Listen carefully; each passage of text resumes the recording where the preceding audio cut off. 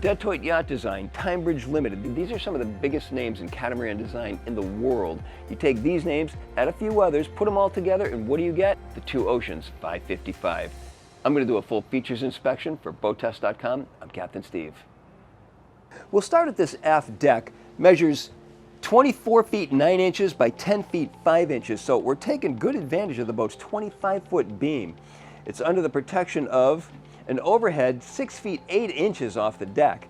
And it's a wide open design, so feel free to fill it up with any furniture that you desire. There are no built-in pieces. But here we've got two sofas giving us opposing seating, coffee table in the middle. Just ahead, all cabinet storage. Now, Two Oceans designs boats custom made for each owner. So this is what this owner wanted. Can choose to have ice makers, refrigeration, gas grill, electric grill, and the sky is the limit. You can pretty much do whatever you want. Over on the side, opposite the flybridge going to the stairs, there's a cabinet. All these are lockable. We can have control stations, and there's also a control station over on this side, the port side, and boarding gates to both sides. We also have stairs to both sides leading down to platforms with a hydraulic platform in the center. This one has a 1,000-pound lift capacity. A couple of design features that I noticed. First off, all of the exterior decking, there's no teak. This is all just painted non-skid, and it's all grip painted, by the way. Stairs going up to the flybridge, molded. Teak going up the first 3 steps. Normally they would do teak all the way up. This owner wanted molded steps. Let's stick with the exterior features and take a look at the flying bridge. Well, there's certainly a lot to like here. It's a huge social zone plus an operating station. Social areas start with an L-shaped seat over to the starboard side. Love seat over to the port hand side, forward facing. Just behind, J-shaped seating wrapping around a table on 2 high-low pedestals, so we can adjust that. Over to the opposite side is a wet bar with a sink, Corian countertops, a grilling station, which is outside of the protected area of the hardtop that is 6 feet 5 inches off the deck. Storage is underneath. Of course, you can get all sorts of things, coolers, ice makers, whatever you want in there. Then we have an open boat deck. Can launch our tender from the crane over to the port hand side, 1,000-pound lift capacity. Railings to the trailing edge of the deck are all removable. The helm, everything you see here is standard feature. Compass is mounted in line with the helm, dual 16-inch displays, twin Cummins displays. Over to the starboard side, there's a display for the electrical systems. Not only the electrical system charged by the alternators at the front of the engines, but also from the solar panels that are on top of the roof. Notice the throttles are at a bit of an extreme angle, and they're also in the accidental strike zone as well. That's by customer request, though. Normally they're mounted on the flat. The helm seat is from Stid. It's double wide. This is standard. Optional, we can get 2 separate seats. Of course, the most notable feature, the tempered glass windshield at the front. 2 options for forward of the flying bridge. We can get a whole open deck with solar panels, or we can have this lounge located just here. It's got a headrest that's wedge-shaped, giving it a chaise lounge action. Now let's move to the interior features, starting with the salon and the aft galley. The sliding door opens 4 feet 2 inches. Now we've got another glass bulkhead that adds another 2 feet 4 inches. Features start over on the left-hand side with this wraparound sofa. There's a lengthy padded footstool in the middle. Beautiful view out the glass, which comes down nice and low. There are manual shades to both sides, and I like that they're manual because now they're here for the long haul. Over to the starboard side, I really like this galley. First of all, it's accessible from both sides of this island. Corian countertops with a waterfall effect. Corian counters going all the way across, double base and stainless steel sink, induction cooktop, microwave. Features all the way around include storage. There's an ice maker just forward, dishwasher, full-size refrigerator freezer. Always when I see an interior stove, I look to see that there's a vent just above, and here we do have one. It works automatically when you pull it out. Light goes on and it activates it, and then I'm also happy to see that it vents outside. Now, one interesting thing about this island and the electric lift TV, we can view it by lifting the TV up, or we can open up these doors, slide them in, and simply view the TV this way. The most important design feature from the trailing edge of the aft deck all the way to the forward bulkhead, single level, not one step up or down. Forward and to the starboard side, there's L-shaped seating wrapping around a solid wood table on two high-low pedestals. Just opposite, now this is custom ordered by this customer. It's a sofa, 3 across. Normally we would have a wet bar in this area with refrigeration, things along those lines, that you can bring food from the galley right over to this wet bar, use it as a serving area for the area just across, or just ahead where we have another social zone. This has U-shaped seating wrapping around a fiberglass table on a high-low pedestal. There's storage underneath the seats, and then this is flanked by 2 sun pads, 47 by 80 inches. And there are also stairs that lead us to the foredeck. Let's take a look at that. A lot going on up in the foredeck. 2 storage areas to the outside go extremely deep. That one over to the starboard side has rod holders in it. There are 2 massive compartments here that can hold just a ton of stuff. I mean, just take a look at how big that is. And then in the center, we have 2 hatches over the windlass and the anchor. Notice also there are seats integrated into the bow rail and then 9-inch cleats to both sides. Now let's move to the accommodations, and there are a lot of options on this boat, starting with making all of this into an on-deck master stateroom. But this one has 3 staterooms, 3 heads. We can do a 4-stateroom 4-head. We can also do an on-deck master with 4 staterooms. But in this instance, we've got the master over to the starboard side. Let's take a look.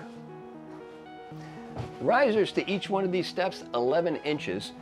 Just ahead, sliding door leads us to a stacked washer and dryer.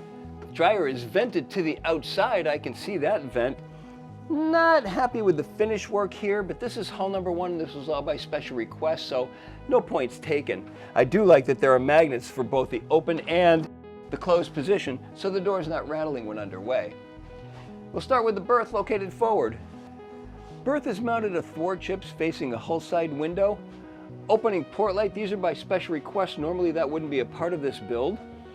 6 feet 9 inches to the headroom, which leaves 3 feet 6 inches over the berth. Plenty of storage going all around. Moving back towards the entrance, whole bulkhead filled with storage solutions. To the opposite side is a love seat underneath another hull side window with an opening port. That is flanked by storage solutions both low and high. And that brings us past the entrance, down 2 steps to the master head that starts with a separate water closet that's got the electric flush toilet, a vessel sink, Corian counters, storage below, hull side window with an opening port, and there's even climate control vents. Then the main head has his and her sinks on top of Corian counters, storage below, another hull side window with an opening port, and then storage above. Directly across is a vanity with storage all around, and then a walk-in shower. Now for the guest side of things, that's over on the port hull. Let's take a look. Now the VIP stateroom is located forward past a whole bank of storage solutions. Berth is again athwart chips mounted just like in the master stateroom, facing a hull side window with an opening port light. Headroom in this location, 6 feet 9 inches, which leaves us with 3 feet 8 inches over the berth. Storage is at the front, under the berth. To both sides, there's a hanging locker fully forward. Now in addition to all of this storage, we've got more storage located just inside the head. Another hull side window. The sink is recessed into the Corian countertop with storage under that, electric flush toilet, and then a walk-in shower. One thing I do notice here is all of the deck hatches, there are no latches to them. Nothing to grab onto, nothing to stub your feet on, nothing to trip over, but there are magnetic handles that we can use to open the hatches. Moving past the entrance and heading aft, vessel's main electrical system, including touch screen, control for the generator, control for the inverter and a fusion stereo, manual breakers underneath. And that leads us to the guest stateroom, which has 2 berths side by side, hull side window, opening port light. There's a filler cushion to convert this into one large berth. Headroom here is 6 feet 3 inches, which leaves 4 feet over the berth. Plenty of storage solutions, and just outside the door is yet another head.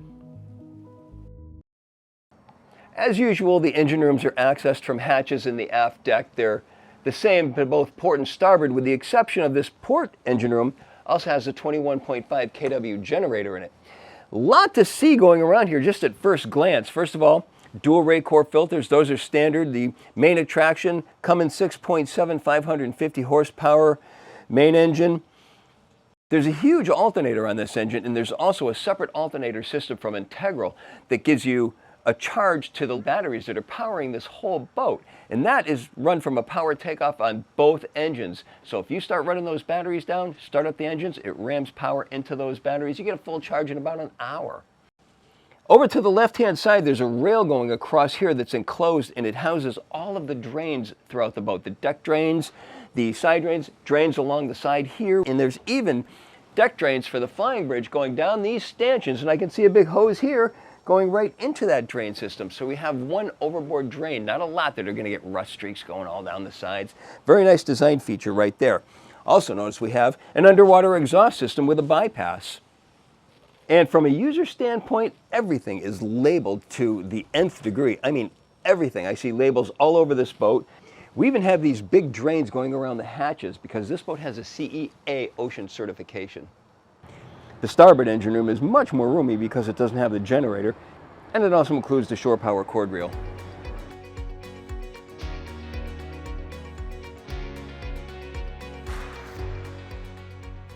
The Two Oceans 555 Power Cat has a length overall of 57 feet 7 inches, a beam of 25 feet, and a draft of 3 feet 6 inches. With an empty weight of 49,600 pounds, 60% fuel, and 4 people on board, we had an estimated test weight of 53,522 pounds. With twin 550 horsepower Cummins 6.7 diesel engines turning 25.98-inch 5-blade propellers and run up to 3,300 RPM, our speed topped out at 25.7 knots. Best cruise came in at 2,600 RPM and 18.8 knots. At that speed, the 30.8 gallon per hour fuel burn translated into 0.6 nautical miles per gallon and a range of 411.6 nautical miles, all while still holding back a 10% reserve of the boat's 750 gallon total fuel capacity. If distance is the goal, then drop the speed down to 1,500 RPM and 8.3 knots. At that speed, the 7.9 gallon per hour fuel burn will open up the range to 717.8 nautical miles. A lot to like about the handling characteristics of this boat. First of all, it's a cat, so it just handles really well, inherently because it's catamaran. We had flat calm conditions where we were testing, so we decided to go offshore. It was a little sporty out there, but she handled it so well. Sliced right through, there was no sneeze effect. She had nice penetration with the waves. 7 turns from lock to lock, so she doesn't have a tight turning radius, but that's okay because it's more of a cruising boat. She's made to go straight and long. You're not going to get sport boat handling characteristics when you start turning this. But that said, she does respond nicely to the helm. Make yourself aware that there's a steering system switch right next to where you would hang up the microphone, so if you're not careful, you can turn the steering off by hanging up the microphone, but you'll only do that once. Other than that, it was a fairly dry ride in the tough conditions we were in out there. We did take a little bit of spray, but nowhere near as much as I expected that we would. Overall, this is a boat that I would definitely take offshore and go on long trips with. It's got a CEA rating, and you can feel every bit of that. You can really tell that a lot of design thought went into this boat, and as you walk through it, you can feel it, you can see it.